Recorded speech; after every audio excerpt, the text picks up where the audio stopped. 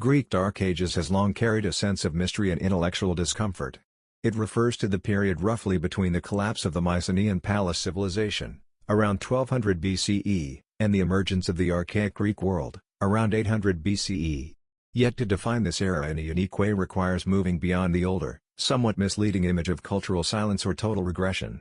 A more nuanced definition understands the Greek Dark Ages not as a void, but as a long ecological, social, and cultural recalibration, an era in which complexity did not disappear but changed its form, scale, and visibility. The backdrop to the Greek Dark Ages is the collapse of the Mycenaean palace system, often associated with the broader Bronze Age collapse, a widespread breakdown of interconnected civilizations across the eastern Mediterranean. This event disrupted trade routes, administrative systems, and writing practices that had sustained elite palace economies. In older historiography, this collapse was treated as an almost apocalyptic break. Palatial centers disappeared, linear B-writing ceased, and monumental architecture declined. However, a more refined interpretation sees this not simply as destruction but as a systemic overload failure. Complex societies dependent on centralized control were especially vulnerable to disruption, whether from climate stress, internal rebellion, migration, or external pressure. What emerged afterward was not a primitive Greece, but a reorganized one. The absence of palatial bureaucracy did not eliminate social order, it redistributed it into kinship groups, village networks, and emerging regional identities. In this sense, the Greek Dark Ages can be defined as a post-imperial adaptation phase following the collapse of Mycenaean civilization.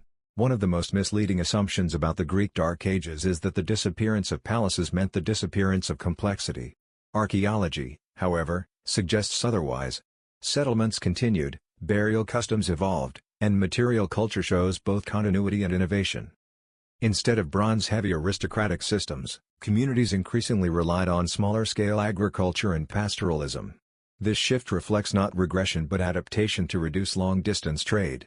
The economy became local, resilient, and less dependent on imported resources such as tin and copper. In this context, the Greek Dark Ages can be uniquely defined as a low-density civilization phase. Civilization did not vanish, it thinned out geographically and institutionally.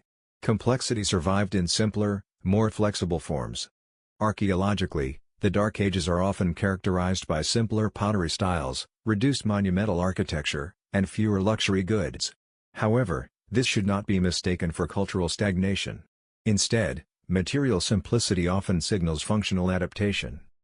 For example, pottery styles such as the proto-geometric phase show highly refined geometric decoration, indicating aesthetic development rather than decline.